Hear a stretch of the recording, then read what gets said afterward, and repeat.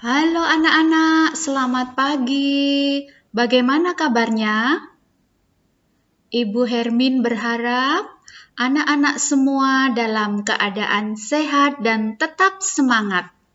Walaupun pembelajaran kita hanya melalui PJJ, pembelajaran jarak jauh. Namun Ibu harap kalian tetap semangat dalam belajar. Hari ini, hari Jumat tanggal 11 September tahun 2020, kita akan bersama-sama belajar tema kegemaranku, tema kedua, subtema keempat, gemar membaca, pembelajaran 5 dan 6. Nah, untuk PJJ hari ini, anak-anak bisa siapkan buku, dibuka mulai dari halaman 174. Nanti pelajarannya sampai halaman 185. Ayo bukunya semuanya dibuka. Ini pembelajaran terakhir di subtema 4. Tema kedua kegemaranku yang terakhir. Jadi sudah habis tema kedua, nanti setelah UTS kita akan belajar tema baru, tema kegiatanku. Jadi setelah ini selesai hari Seninnya anak-anak akan UTS atau PTS, penilaian tengah semester. Adapun tujuan pembelajaran kita hari ini anak-anak adalah mengidentifikasi kosakata dengan jumlah suku kata yang bervariasi. Yang kedua, mengidentifikasi pola bilangan yang berkaitan dengan kumpulan benda atau gambar. Jadi menggunakan benda, gambar benda dalam pola bilangan ini. Yang ketiga, melengkapi bilangan berdasarkan pola tertentu dengan tepat. Baik anak-anak, kita akan mulai PJJ mulai dari tujuan pembelajaran yang pertama, yaitu mengidentifikasi kosakata. Kemudian nanti kita akan memisahkan berdasarkan suku kata dan menghitung jumlah suku katanya. Nah, agar anak-anak memiliki kosakata yang banyak, anak-anak harus rajin membaca buku. Karena buku adalah sumber ilmu. Rajin membaca buku membuat ilmu kita bertambah banyak. Saat membaca buku, posisi membaca harus benar, duduknya tegak, jarak mata dengan buku yang dibaca tidak boleh terlalu dekat karena dapat membuat mata rusak. Duduk tegak juga membuat tubuh menjadi sehat, tidak bungkuk. Kemudian juga saat membaca tidak boleh meletakkan kepalanya di meja, nanti matanya cepat rusak, juga tulang belakang atau tulang punggungnya akan bungkuk. Nah, karena apa? Posisi membaca yang baik akan membuat tubuh kita sehat. Seperti contoh pada gambar. Nah, sekarang bacalah dengan suara nyaring. Nyaring artinya keras, yang lantang dan jelas. Lakukan berulang-ulang, berarti anak-anak membacanya harus diulang-ulang di rumah. Supaya apa? Supaya membacanya lancar. Nah, ini dari pertama. Kita baca bersama-sama atau dengarkan Bu Hermin dulu. Baca. Buku, gambar, sekolah, lembar, pelajaran, penulis, halaman. Nah, mari kita baca bersama-sama dengan Ibu Guru mulai dari atas. Yuk, semuanya siap duduk yang rapi. 1, 2, 3. Baca, buku, gambar, sekolah, lembar, gambar, pelajaran, penulis, halaman. Nah, setelah kita membaca nyaring kosakata, kita akan memisahkan kosakata ini dalam suku kata dan kita akan menghitung berapa jumlah suku kata dalam setiap kosakata. Nah nih, hitunglah jumlah suku kata, kata-kata di bawah ini. Yang pertama, baca. Suku kata adalah huruf-huruf, gabungan huruf yang ditulis sesuai dengan yang kita ucapkan. Gabungan huruf yang ditulis sesuai dengan yang kita ucapkan, dipisahkan, ini namanya suku kata. Baca, berarti ada 2 kali kita mengucapkan. Baca, berarti jumlah suku katanya, kosakata baca, jumlah suku katanya ada 2. Berikutnya, buku. Kita 2 kali mengucapkan buku. Berarti kosakata buku jumlah suku katanya 2. Gambar. Gambar. Kosakata gambar juga jumlah suku katanya ada 2. Sekolah. Kosakata sekolah. 1, 2, 3. Berarti jumlah suku katanya ada 3. Pelajaran. Nah, pelajar. Terus an. Bacanya agak cepat. Pelajaran. Mengucapkannya ada 1, 2, 3, 4. 4 kali diucapkannya per suku kata, gabungan hurufnya. Pelajaran. 1, 2, 3, 4. Berarti jumlah suku katanya ada 4. Berikutnya lembar. 1, 2. Jumlah suku katanya ada 2. Halaman. 1, 2, 3. Berarti kosakata halaman jumlah suku katanya ada 3. Penulis.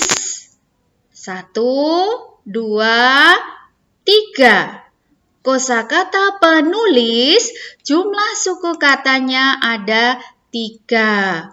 Paham anak-anak cara menghitung jumlah suku kata pada setiap kosakata? Sudah paham ya? Nanti bisa latihan dari buku tema kedua, pembelajaran ke-5 dan 6, subtema 4. Nah, sekarang kita beralih ke pola bilangan. Nih, Benny mempunyai banyak suku kata. Ada buku tulis, buku cerita, dan buku pelajaran. Nah, banyak buku. Benny mempunyai banyak buku, bukan banyak suku kata ya. Benny mempunyai banyak buku. Bukunya ada buku tulis, ada buku cerita, juga ada buku pelajaran. Nanti anak-anak bisa lihat halaman 178. Nah, nanti yang polanya sama disuruh memberi lingkaran yang sama dengan sebelah kiri. Contohnya, nah ini buku-buku Benny. Yang berwarna kuning ini buku tulis, kemudian ini buku pelajaran, dan seperti ini buku cerita. Ini polanya seperti ini. 2 buku tulis, 2 buku pelajaran, dan 1 buku cerita. Nah, di sini pilihannya ada 3 nih. 1, 2, 3. Anak-anak dari ketiga pilihan ini Pilih jawaban, lingkari jawaban yang sesuai, yang polanya sama dengan yang di sebelah kiri. Kira-kira yang mana? Kalau yang atas, 2, ini buku tulisnya 2, sama. Buku pelajarannya 2, buku ceritanya 1. Jadi urutannya sama. Buku tulis, buku pelajaran, buku cerita. Oh sama, yang ini tidak sama, yang kedua tidak sama, yang ketiga tidak sama. Berarti yang dilingkari yang pertama. Berikutnya, yang kedua urutannya dirubah lagi sama Benny. Satu buku pelajaran, ini 2 buku cerita, 2 buku tulis. Urutannya berubah lagi, tidak sama dengan yang pertama. Nih buku pelajaran, buku cerita, buku tulis. Nah, ini yang paling atas buku pelajaran sama ya, tetapi jumlahnya beda. Di sini 1, di sini 2. Kemudian buku tulis, baru buku cerita. Tidak sama karena ini setelah buku pelajaran, di sini buku cerita. Kok di sini pilihannya buku tulis, berarti tidak sama. Yang kedua, yang pertama buku cerita, padahal di sebelah kiri ini polanya buku pelajaran. Nah, ini sudah berarti nggak sama lagi. Kok yang pilihan yang ketiga, buku pelajaran, oh sama dengan pola yang ini. Kemudian buku cerita, iya, ini buku tulis, iya berarti yang sama, urutan yang ketiga yang sama pola, berarti yang dilingkari yang ketiga. Ini lingkari pola yang sama. Kemudian nih, lingkari pola yang kalian temukan. Oh, yang ditemukan. Contohnya ini. Nah, ini melingkari pola sesuai ukuran. Ini ukurannya berbeda-beda. Ada kecil, bola sedang, dan bola besar. Oh, polanya ini ada, setiap pola ada 3 bentuk, ada 3 ukuran setiap pola. Kecil, sedang, besar. Diingat-ingat, kecil, sedang, besar. Berarti nanti kalau sudah sampai pola yang besar, kembali lagi ke urutan pertama, kecil. Nah ini kecil, sedang, besar. Kembali lagi ke pertama, kecil, sedang, besar. Kecil, sedang, besar. Seperti itu. Nah kemudian berikutnya perbedaan warna. Nah, pola lingkari sesuai dengan perbedaan warna. Ini ada warna biru, merah, dan kuning. Yang pertama, urutan pertama, biru, kedua merah, kemudian kuning. Nah, setelah kuning, kembali lagi ke biru. Oh, berarti polanya, setiap pola ada 3 macam warna. Biru, merah, kuning. Sudah sampai kuning, kembali lagi ke biru. Biru, merah, kuning. Biru, merah, kuning. Berarti pola menurut perbedaan warnanya biru, merah, kuning. Nah, seperti ini. Berikutnya menurut perbedaan berdasarkan jenis benda. Ini bendanya ada buku, ada pensil. Coba polanya kita baca dari pertama. Buku, pensil. Buku, pensil. Buku, pensil. Setelah pensil kembali lagi ke buku. Kembali lagi ke pensil. Berarti polanya adalah buku dan pensil berdasarkan jenis bendanya. Yang harus dilingkari berarti buku, pensil. Jadi setelah sampai pensil kembali lagi ke buku. Begitu seterusnya. Ini jadi polanya ada berdasarkan ukuran, kecil, sedang, besar, berdasarkan warna, biru, merah, kuning, berdasarkan jenis benda, buku, pensil. Berikutnya, mari berlatih melengkapi pola di bawah ini. Nah, seperti tadi. Ingat polanya kecil, sedang, besar. Kembali lagi, kecil, sedang, besar. Berarti di sini apa anak-anak? Kecil, benar. Berarti di sini bola kecil. Pinter. Berikutnya, ingat pola yang tadi. Biru, merah, kuning. Polanya biru, merah, kuning. Biru, merah, kuning. Berarti ini biru, di sini merah, terus kuning. Biru, merah, berarti di sini kuning. Yang berdasarkan jenis bendanya. Buku, pensil. Buku, pensil. Berarti di sini buku, pensil. Buku, sini pensil. Nanti kalau diberi tugas sama Bu Hermin, paham ya sesuai dengan penjelasan Ibu Hermin. Nah, kemudian hitunglah benda-benda sesuai dengan pola. Tuliskan angkanya sesuai dengan jumlah benda. Nah, ini bola.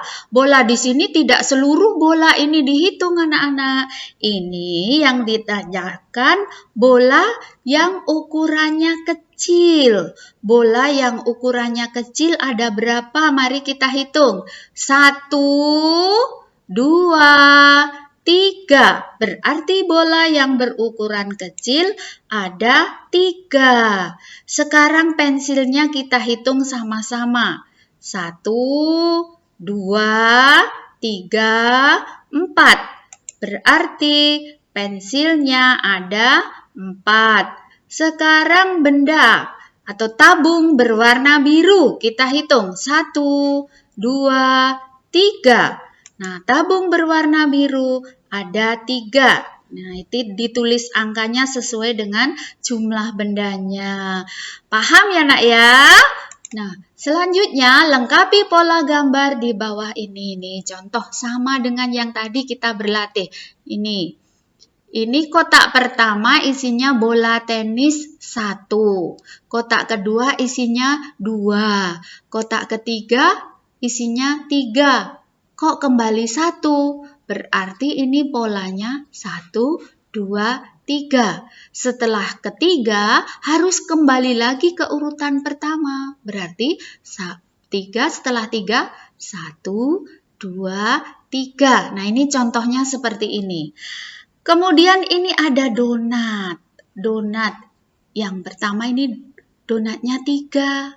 Yang kedua hanya 1. Dan yang ketiga 2. Urutannya dibalik-balik. Diingat-ingat anak-anak urutannya. Donatnya, jumlah donatnya 3. Yang tengah 1. Yang ini 2. Berarti 3, 1, 2. 3, 1, 2. Berarti setelah 2, kita harus kembali lagi dari urutan pertama. Urutan pertama berapa? 3. Berarti kotak di sini isinya donat 3. Terus yang sini berapa? Nah, setelah donat 3 kita lihat di pola urutan berikutnya. Oh, 1 donatnya. Berarti di sini 1. Setelah donat 1 berikutnya 2. Berarti di sini donatnya ada 2. Yang bawah, di sini kosong. Terus di sini ada buku tulis 2. Di sini 1, 2, 1. Kembali terus 3. 2, 1, 3. 2, 1, 3. Berarti sebelum 2, di sini berapa nak? 3. Nah, jadi polanya 3, 2, 1. Kembali lagi 3. Habis 3 berapa ini? 2. Berarti di sini 2 buku tulisnya. 3, 2, 1. 3, 2. Berarti di sini 1. Nah, begitu cara melengkapi pola gambar. Anak-anak nanti bisa lanjutkan dibuka buku tematiknya halaman 180 ya. Nah, anak-anak, setelah kita belajar menghitung suku kata, juga melengkapi pola gambar dan mengurutkan pola gambar, kita sudah selesai PJJ-nya. Sampai jumpa minggu depan ya anak-anak. Kenapa kok minggu depan? Karena hari Senin besok kita tidak pembelajaran seperti ini, tapi kita akan melaksanakan PTS, penilaian tengah semester. Nanti setelah PTS, beberapa minggu kemudian anak-anak akan menerima rapot hasil belajar selama setengah semester. Nah, sudah selesai.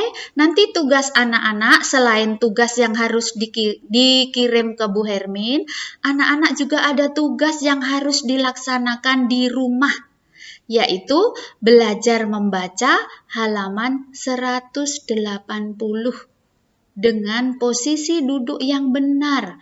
Maksudnya duduknya harus punggungnya tegak, tidak bungkuk. Jarak buku dengan mata juga harus yang benar, tidak boleh terlalu dekat. Cari cahaya yang terang supaya matanya tidak cepat rusak.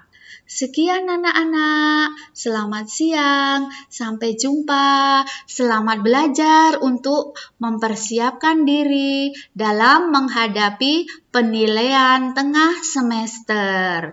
Selamat siang, Tuhan memberkati anak-anak.